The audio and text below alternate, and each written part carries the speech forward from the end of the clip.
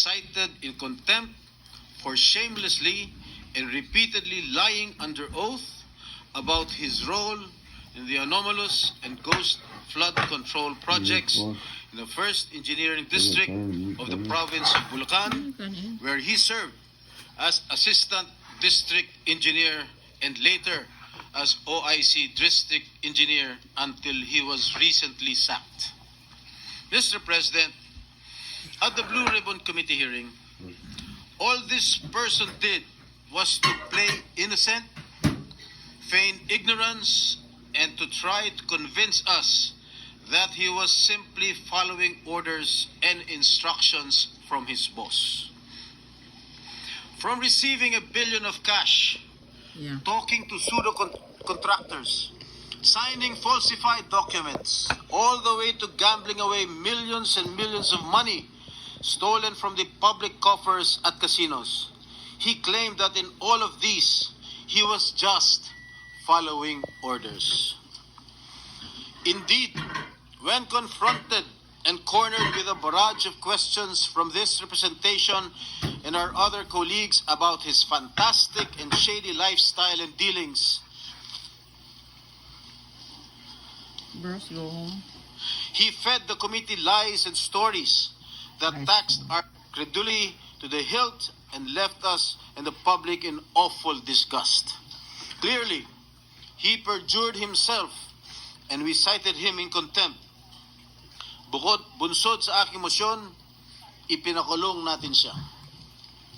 Mr. President, appearing the next day at the TRICOM hearing at the House of Representatives, this former DPWH Assistant District Engineer by the name of Bryce Erickson Diaz Hernandez, or Bryce, also known as Marvin Santos de Guzman, yung kanyang alias sa casino, apparently realized he needed to level up dahil hindi niya nalusutan ang ating Blue Ribbon Committee.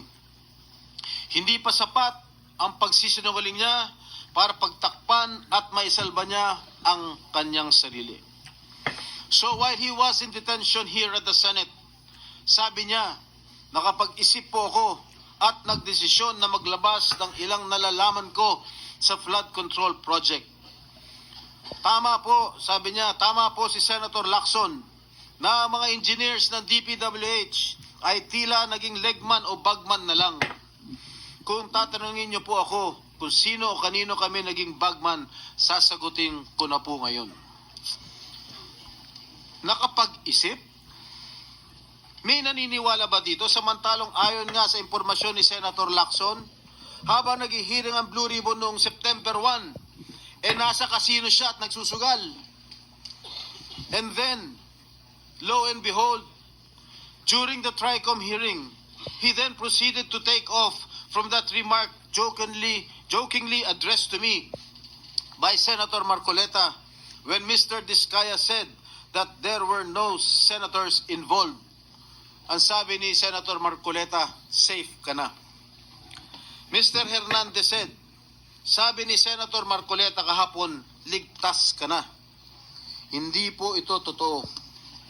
Si Senator Jinggoy Ejercito de Estrada, Senator Joel Villanueva, Yusek Robert Bernardo at D.E. Alcantara. Si Sen Jinggoy po ay nagbaba ng 355 million ngayon 2025 sa mga ilang projects sa Bulacan at ang sabi po ng boss ko dito ay 30% ang commitment dito. Mr. President, this is a blatant lie. Isang malaking kasinungalingan.